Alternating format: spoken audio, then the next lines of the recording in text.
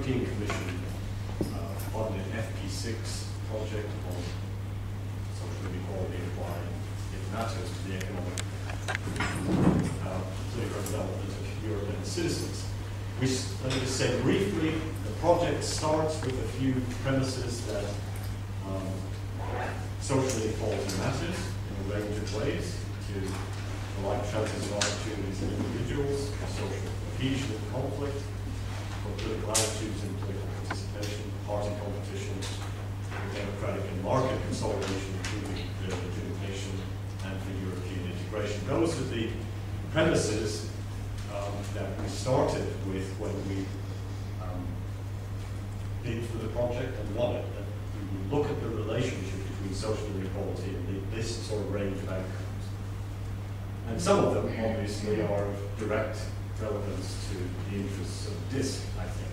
And I will have something, fortunately, fortuitously perhaps, to say about some relation between social inequality and democratic and market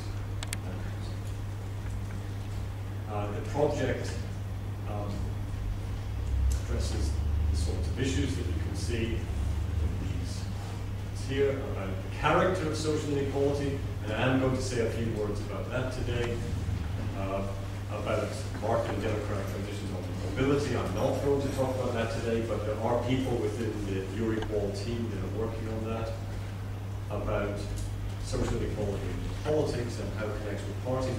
I should say I'm not really going to say very much about that today. That is very much work in progress, but I'm going to say something about how social inequality connects with attitudes towards democracy in the market. And we're also trying to take into account some national economic and political contexts with respect to its impact on social inequality and so on. There's a team of collaborators involved in this project. Quickly, and I think for today's slide, Gabor was involved with the Median Research Centre in Bucharest, but Eva Foda, who was unfortunately not here today, is part of the team at the Central European University. And what we've done empirically as part of this project is to generate a large amount of data. First, we did focus groups and surveys of citizens in 13 countries, which replicated in large part surveys that were undertaken by many of the team members beginning in 1993-94. We also have done an expert survey of parties on their stances to social inequality and a range of other things, and that is a separate piece of research that is ongoing that I have with Robert Rorschenoide. And of course we collected data on national conditions, and that will be presented. The work today I'm going to present represents in different ways collaborative efforts between myself, Matt Loveless, who was until recently a postdoc on the project in Oxford, but he is now in the Department of Political Science in Mississippi, also Oxford, Mississippi, and Chiara Benelli, who is an economist in Nuffield and at Oxford. Right. That's the project. First, I'm going to really address three questions today, I hope in the time that I have available. First, to say something about what we mean by social inequality and what it might be in Central and Eastern Europe. Second, I want to talk about the relationship between being unequal and perceiving social inequality. And third, I want to talk about the relationship between perceiving social inequality, being unequal, and attitudes towards democracy in the market. So those are the three broad subjects that I'm going to talk about, and let's start with what is social inequality. And we use the word is used a lot. I don't think it's used very precisely. There's no fundamentally agreed upon definition of it. It's not very well researched, and I don't believe that there is, as it were, something out there in the world which would be like a measure of social inequality, as compared to a range of other ways in which inequality is measured and in which there are quite developed literatures.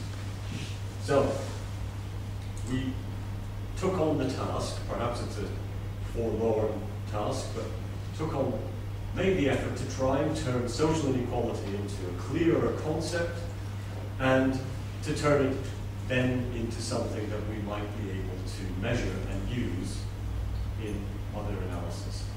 And in particular, what we're trying to argue is that social inequality we might want to see as, at least potentially, as a package of inequalities in a range of distributive spheres or distributive arenas. So we have a working definition of social inequality as follows, that it is the structure of advantage and disadvantage in the life chances and life outcomes of individuals and families, health, happiness, income, wealth, social and cultural opportunities, etc., that are significantly shaped by citizens' social and economic vocations and identities, by other important distributional mechanisms, and by national characteristics. But the focus here really is, what is this? Is there a structure of advantage and disadvantage in life chances and life outcomes that is, as it were, structures people's situation with respect to their health, happiness, etc., etc. And we're operating here on a fairly simple, I think, intuition. Let's say there was no relationship between how one did in health, happiness, income, wealth, social and cultural opportunities, etc. Let's say that these distributive arenas were uncorrelated with one another. My intuition would be to say it would be difficult in that context to talk about something called social inequality. There would be nothing systematic going on. But to what extent these things do package together to comprise something that we might call social inequality is a question that we're addressing. And I think that the literature may point to reasons to think that in Central and Eastern Europe, these various distributive arenas may not package together very well. They may be rather fragmented. And that we don't have something called social inequality, but that we have a range of ways in which people do well or bad. In part because the characteristics, arguably the characteristics of communist power, in part because of some of the characteristics of post-communist economic transitions. Or, arguably, we might find that in some countries in Central and Eastern Europe, we have a package of things that we could call social inequality, but that in other countries we don't, because of, again, differences in the national context and national conditions, or because of differences across the region in the extent and nature of the economic transition. So that is the question. So the first set of questions we're trying to address is there something that we can call a social inequality package? How do packages vary across countries?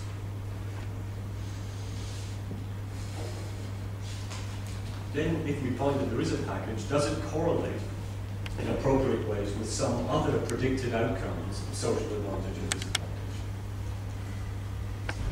What kinds of people do well or badly in terms of the package of social inequality?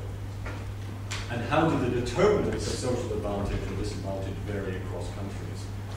And finally, what kinds of countries are more or less socially advantaged? Okay, so to get at this question, we're going to use our Equal surveys conducted in 13 countries in the spring of 2007, using national probability samples of between 1,000 and 2,000 respondents. And we're going to look to see what is the extent to which following distributional arenas packaged together. Is one package, none, or several? And we take a range of distributional arenas in which we have measures of how individuals and families are situated, and we look to see how they package together. Now, the sort of the obvious statistical method for looking at that is through a factor analysis or factor analysis of different sorts, in which we look to see whether there is underlying the variance in each of these distributional arenas some underlying structure or factor which explains the variance across all. And we have run this factor analysis in a variety of ways, and we're continuing, I should say, to try and improve the specification of these models. And whatever way we run the model, we find that there is a single factor solution. We cannot identify more than one factor. The figure here presents the factor loadings of the variance explained by each of the components of the factors, of the factor that we observe. We do see some differences across countries, so we run this both as a pooled factor analysis across countries, and then a factor analysis for every one of our 13 cases. And we do find some distinctions across countries which require further investigation. We find that some items load only rather weakly. So in particular, if you look at loadings for benefits, which is benefits in this case refers to the kinds of benefits that people get through their employment, you find that it only loads rather weakly, which suggests perhaps that the relationship of benefits to a range of other distributional outcomes in Central and Eastern Europe is as yet poorly defined, but we find a single factor solution. Now, what one might want to just note is that some of the measures that we include in our factor analysis are subjective measures of how people locate themselves. And it would be useful then to try to validate some of those subjective measures against some other information that we have at the country level that may correspond to it. So we then took on validation of the exercise of constructing objectively measurable outcomes that can be related to the corresponding subjective measures, and we computed the correlation between the objective and subjective measures of a given outcome.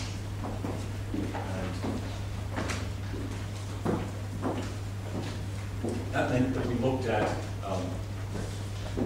broader objective measures of access to education, access to healthcare, and access to cultural goods. And the good thing is that, with a couple of exceptions, we find strong correlations between our subjective measures and these national or country level objective correlates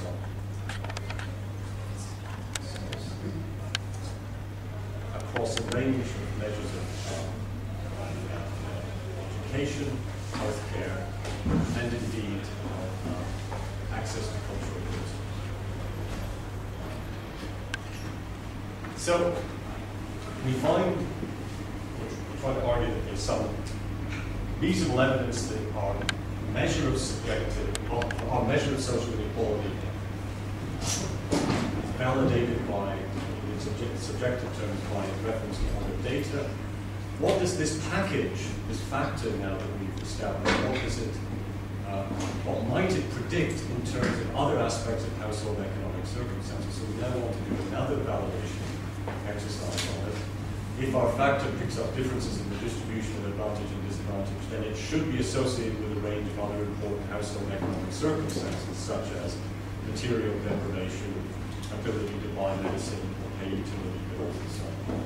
And when we then go on to run regressions of our factor and on to other aspects of the supported lives of our respondents, we find strong and significant relationships.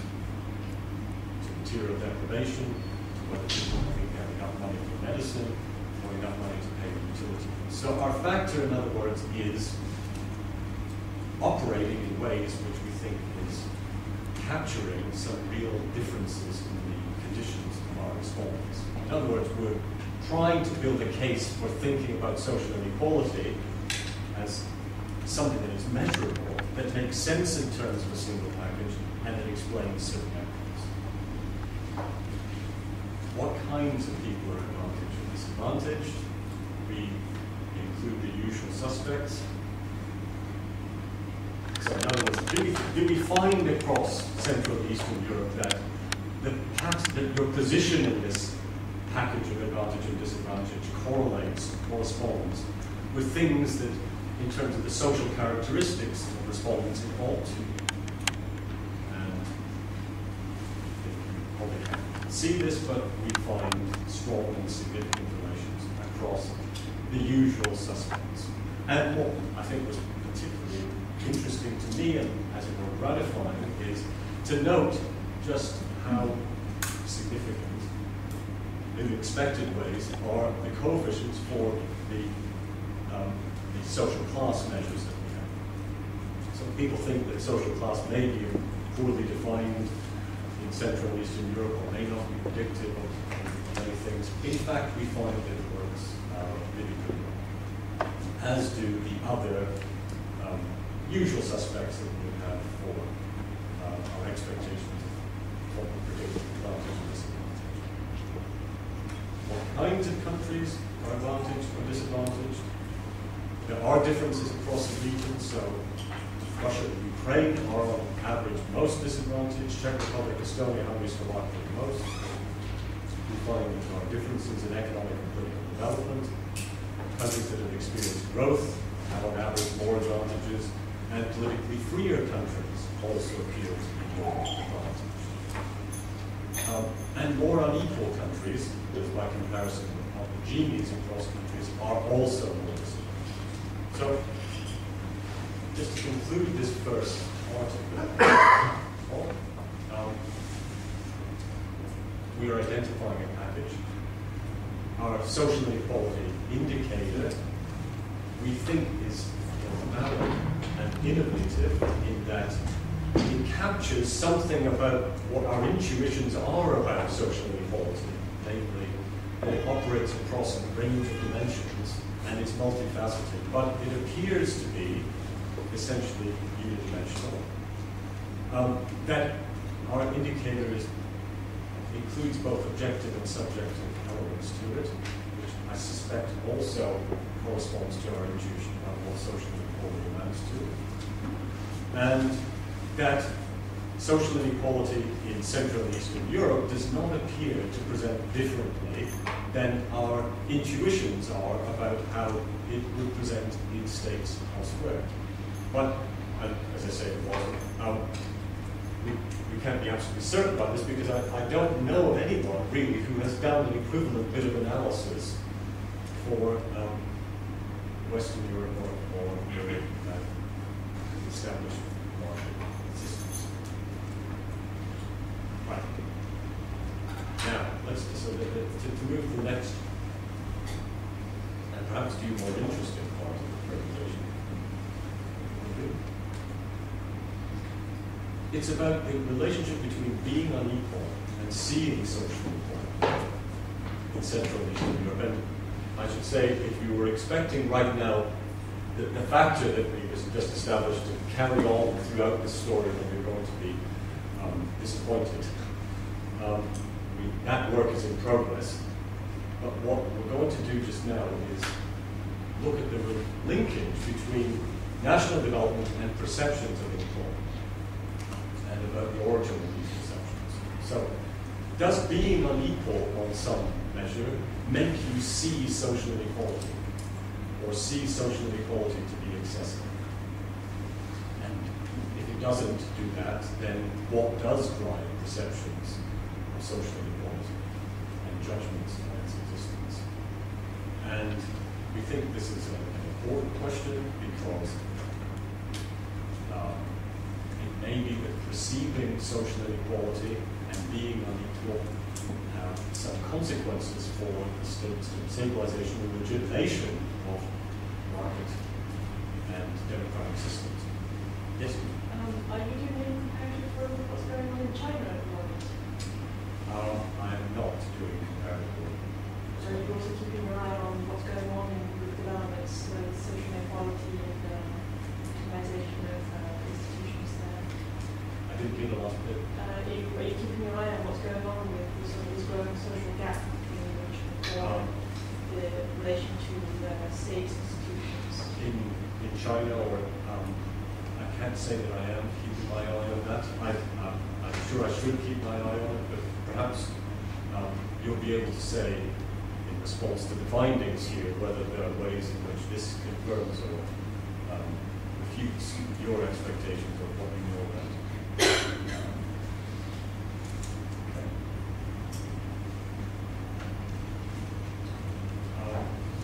So, we might think that seeing social inequality is a consequence of national contexts.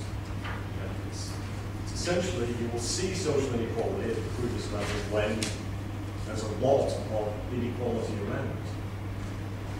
Or it might be that you'll perceive social inequality when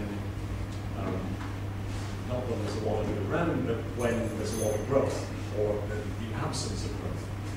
But what matters isn't really where you stand in a particular distributional hierarchy, but whether or not your living standards are improving in absolute terms. It may be that you'll perceive social inequality in conditions of high levels of democracy or high levels of welfare, or depending on some characteristics of market competition. There are also, as you can imagine, a number of individual level factors that might generate perceptions of social inequality. For example, your position in the social structure. Perhaps middle class, as Jaworski famously argued. Middle class people don't perceive social inequality because they're the beneficiaries of social inequality. And so, vice versa, that working class people may be more likely to receive social inequality because they are losers as a consequence of social inequality. It may also be that social inequality or perceptions of social inequality relate fundamentally to the normative commitments of citizens. Normative commitments, which as we know are notoriously difficult to explain their origins, but that whatever the origins of these normative commitments, it's those commitments which generate inequality perceptions rather than context at all. So, we have a number of hypotheses about when we might expect individuals to perceive social inequality. It has to do with, as I just said, economic development, about the characteristics of the market, about location, experience with democracy in the market, and normative judgments, and national competition. So today we have these 13 countries.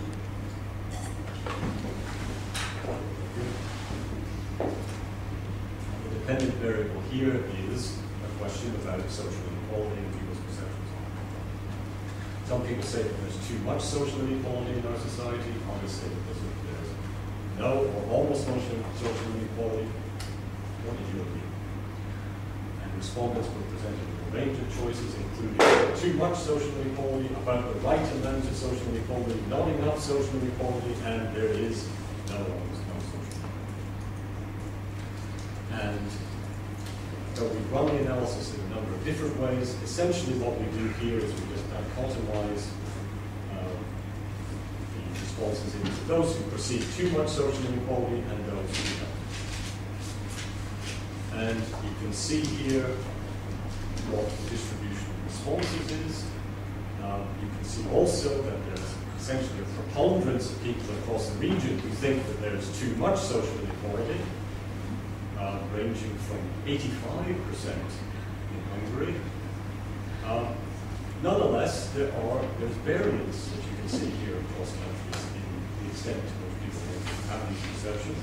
The lowest number of people agreeing in Romania, where only 45% of people think there's too much social inequality. So we have variance across countries that we're interested in exploring. And I should say that there are a number of other measures of perceptions of social inequality in the survey that we also looked at. The results that I'm going to present were absolutely robust across them. Yeah. What is this decay? The last one? No. Sorry.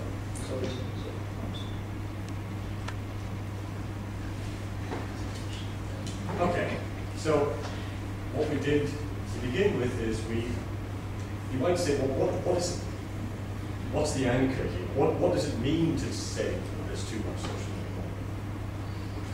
Well, one way you might think of that is you anchor the concept by seeing how it relates to national context. Do people perceive too much social inequality in some sort of context? And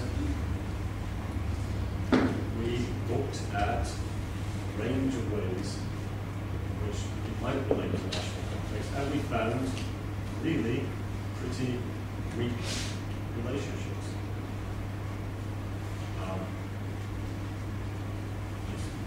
No relationship at all to democratic development over time, and I should say we've run this with so many different national level indicators and found almost nothing that appeared to correlate with these perceptions of excess social inequality. It doesn't appear to relate much to objective levels of inequality, that is to say, either the Gini as a measure of income inequality, or you might think it's not so much what the Gini is, but the extent to which social inequality might have grown.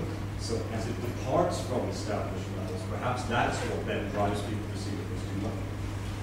But when we ran it looking at change in Gini over a variety of periods, we found no relationship really at all. You can see that at least with respect to one of the stronger relationships we find in a positive direction is between levels of welfare spending and these perceptions.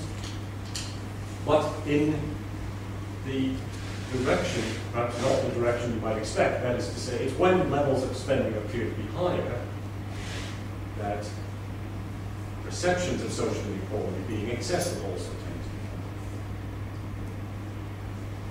I'm sorry, how did you, or did you say how they're defining social inequality? Like when they respond to that, how do you know what they mean? So that's, yeah. How do we know what they mean? Well, what I interpret, these results to suggest is that there's not a lot of evidence that what they mean by social inequality or perceiving too much inequality is framed by the broader economic and inequality characteristics of their countries. So whatever they mean, whatever it is that anchors their view of social inequality, it doesn't appear to be that they live in highly unequal societies. So that, in a way, is to push the question back. I know we still want to know, well, what is it that anchors their view of what drives their views of excessive social inequality? But national conditions don't appear to be doing a very good job of explaining. About culture. Culture. People see the world more possibly than where they're from. Hungarians have a way of seeing it, and Americans have their own way. Is that a factor, probably? It may well be a factor which we can then capture. Sometimes it's a difficult thing to capture what Hungarian-ness is, right? Yeah. Or Russian-ness is. One way perhaps to capture it is to look to a couple of different ways of doing it. One is what we haven't presented here. I'll explain in a second. I want to come back. Okay. But is we ask, well, now let's look at some individual level characteristics of the respondents and in particular, what kinds of things that they are committed to. Do they favor the free market? Do they oppose the free market? Do they perceive their society to be fair with respect to how people can get ahead? Do they perceive it to be unfair? Do they think that corrupt practices matter and so on? So we have a whole number of individual level attitudes that we can include in the model now that tries to account for differences across individuals. What isn't presented here is that we also include country dummies, which I don't know, should I explain what this is? Essentially, we're including in the regression the position of each country. Essentially, it's the mean of each country once all of these other individual level characteristics have been taken into account. Right? And we can then look to see whether, by controlling for all of these individual level differences, any of the differences between countries which we observed in the mean scores would disappear. Right? Now, what I can tell you is that you cannot make all of the differences disappear. Right? So there remain statistically significant differences between, say, Hungary and Russia, even taking into account these sorts of individual level differences across countries in the extent to which they are committed to redistributive politics or otherwise. So, by no means do we explain Hungarianness entirely, but we do reduce considerably the differences between countries once we control for a range of individual level characteristics. But what appears to be driving a lot of perceptions of social inequality or excessive social inequality is these individual level perceptions about whether people favor the market in principle. So it would hardly be surprising that people who don't like markets really think that there's too much social inequality about it.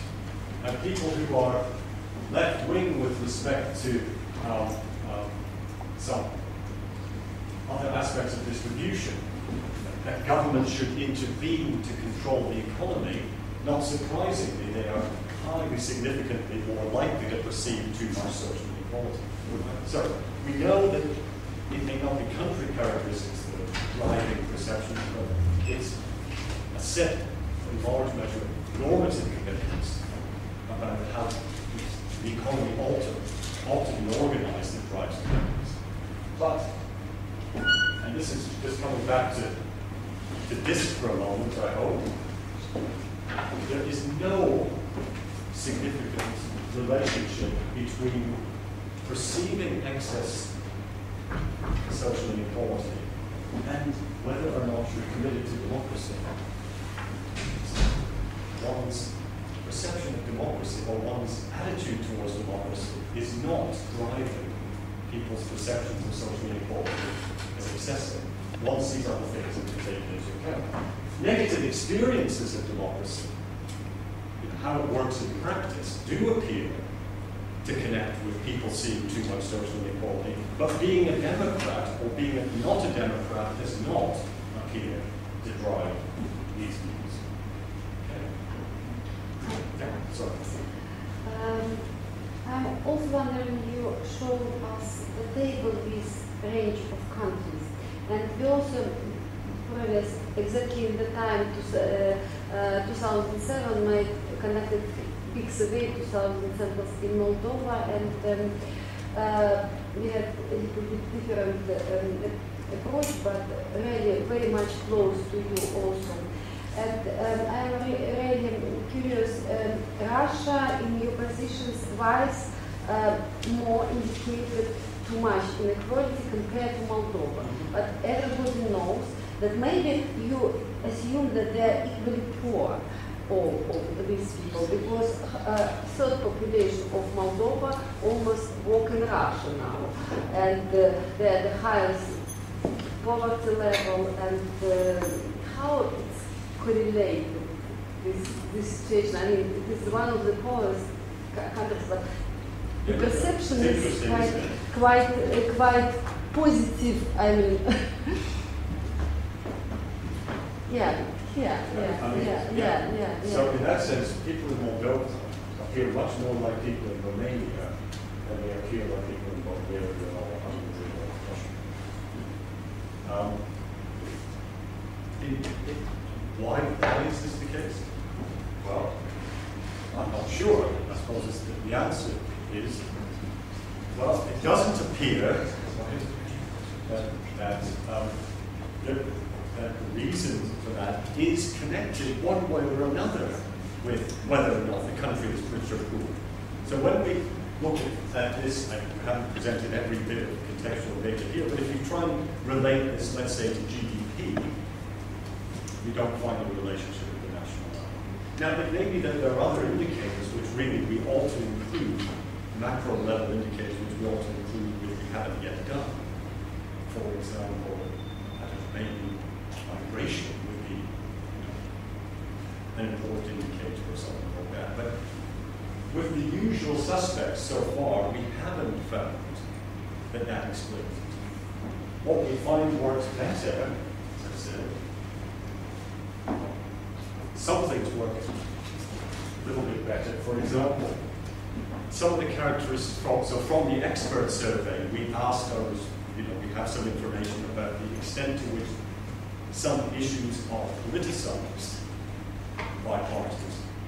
And we do find some slightly stronger relationships, say, between the extent to which people perceive social inequality, not so much how they perceive the state of the market economy, but the extent to which they think that politics is, to the extent to which parties make politics fundamentally about strengthening democratic institutions. So there may be some party level. In Moldova, it was the worst situation in this context, and now it was arising, in fact, and it's absolutely compared with political, and countries split it for two, I mean, and this just.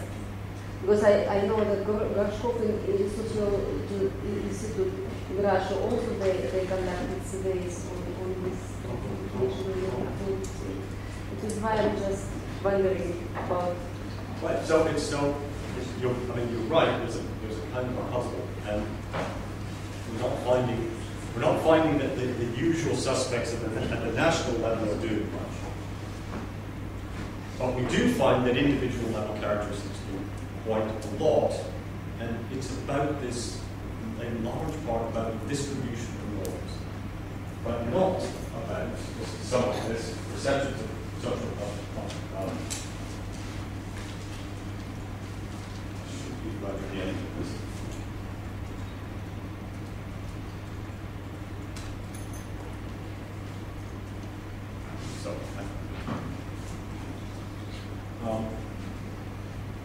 They're little affected by country context.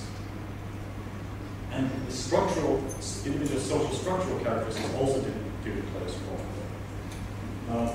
But they do appear to be affected by assessments of individual level experience, the economy, assessments of markets and democracy performance, anti-market and not democratic norms, and some strong contribution also from views about whether or not people can get ahead without having to rely upon correct answers. Let me just go on. I've got much more time now. To this final set of questions, which is then, what does perceiving social inequality do to people's perceptions of democracy and the market? We know that democracy and the market are in different ways allocated systems, and so will produce contestation over distributed outcomes. And given their distributed consequences, markets and democracy may well generate negative assessments when economic and political differences between citizens are larger.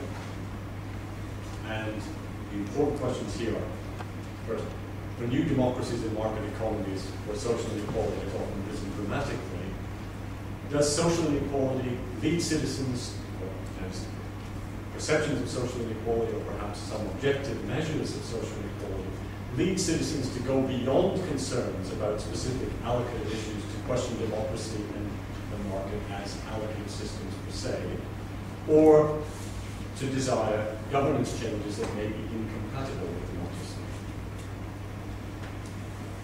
Now, we might not want to think about the relationship of social inequality and perceptions of social inequality to democracy and the market, or attitudes towards democracy and the market in the same way, because democracy and the market may reward different sets of winners and losers, and therefore will generate different views about attitudes of social inequality may well generate different views about the market and democracy.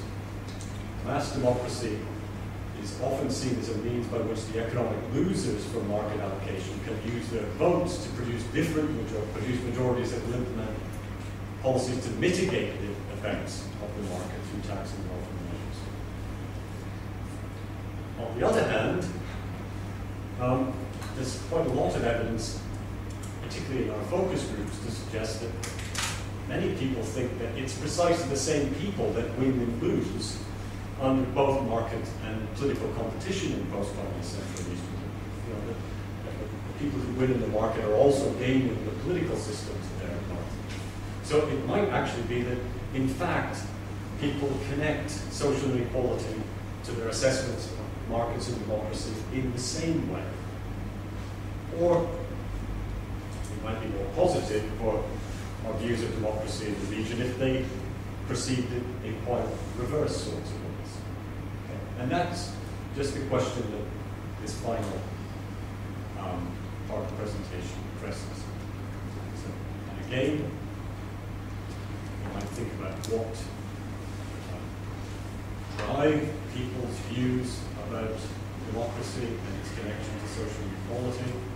But we have a number of hypotheses. Again, that at higher objective levels of inequality may increase the likelihood that people expect that people perceive markets and democracy negatively. So the higher the inequality, the more they'll perceive markets and democracy negatively. It may be that this change in levels of inequality, again, that increase the likelihood that people expect markets, that markets and democracy are negatively perceived. It may be perceptions rather than objective levels. It may be, coming back to our perceptual indicator again, it may be that it's perceptions of excessive social inequality which increase the likelihood that people expect markets and democracy, that people perceive markets and democracy negatively. It may be that we distinguish again between negative views of the market and negative views of democracy, and so on. So, and I think that if you look at just at H2 for a second, it's something important here, right? Controlling for ideological beliefs. What we saw from an earlier slide is that there is a strong relationship between people's views, let's say, of the market and their propensity to perceive that there is excessive social inequality. Now, what we really want to do here is to say, what is the independent contribution of perceptions of social inequality to views and assessments of democracy in the market? Once we control for people's ideological beliefs. So, we know that people who, as we don't like markets, perceive that there's a lot of social inequality. But if you control for the fact that they don't like markets, is there an additional contribution in terms of the explanation from their perceptions of whether or not there's too much social inequality? So it's taking out the sort of endogeneity of people's normative commitments to their perceptions and seeing then whether or not the extent to which we perceive social inequality has an impact on democracy, attitudes towards democracy in the market. So we have 4 dependent variables here. Democracies are a good means of solving social contract. conflicts. Market economies lead to more social conflict. What this country needs to resolve its economic problems is government with a strong hand. It will be worthwhile to support a leader who could solve the main problems facing the country today, even if he overthrew democracy. And those are the four measures that we look at. These are just the mean scores. We can come back to that in a minute on a 5-point scale. Okay, here are the relationships that we find between our country level characteristics and each of those perceptions. And again, we find that country level characteristics are weakly and insignificantly related to whether or not people have negative assessments of democracy in the market on these measures. There is one exception, which is the inequality, income inequality Gini, which is significantly associated, 0.63, with perceptions that the market leads to social conflict. And it's again in the direction, it's perhaps not in the direction one might expect, and what your expectations are, but as to say, as income inequality decreases, so it appears that people are more likely to perceive that markets lead to social conflict. Now, in a way, we want to be careful about that because the causal direction is a little bit unclear. Right? It may be that the range of reasons, as we saw earlier, also with the figures on the nature of social spending, it may be that it's precisely in countries where people, for one reason or another, have instituted policies to reduce inequality, that for precisely that reasons, for precisely the reason that they believe that if you don't do that, markets will lead to social conflict. But we do see that sort of relationship. Just to note, however, that this is a little bit recondite perhaps, but the relationship, the significance disappears once you control for a range of, in the individual level models, for a range of other individual level characteristics. Now, this is just coming to the individual level results. So, pool model, is there a relationship between social inequality controlling for everything else, or many other things that our respondents believe and their experiences? Is there any contribution of a perception of social inequality to be excessive to their views that markets and democracies will be performed badly or well?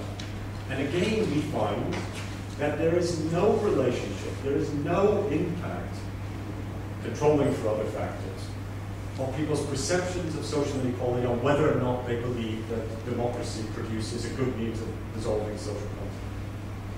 Nor is there any relationship at all between their perceptions of social inequality being excessive and their propensity to support an undemocratic leader who can solve the country's problems.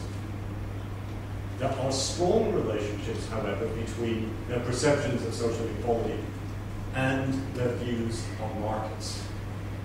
That markets lead to conflict, or that they would, however, this requires a little bit more explanation, they would, however, support a government with a strong hand. So there's a quite different dynamic that appears to be in operation in the relationship between perceptions of social inequality and perceptions of democracy from perceptions of the market. Excuse me. I'm almost done. Is almost done. Maybe postpone it to this. Well, I can almost find out. Essentially giving you the conclusions. Perceptions of conflict are very weakly related to measures of economic inequality. Perceptions of social inequality play a limited role in generating negative views of democracy. Rather, so far as democracy is concerned, anti-democratic and anti-market sentiments drive the perception. So People who think that markets, that democracy is a bad means of solving social conflict are essentially people who don't like democracy. But their judgments about that issue are not driven by their views of social, or their estimations of social equality. And that, let me just stop there, because I think I've hopefully made the point sufficiently clear that I don't need to read through these last two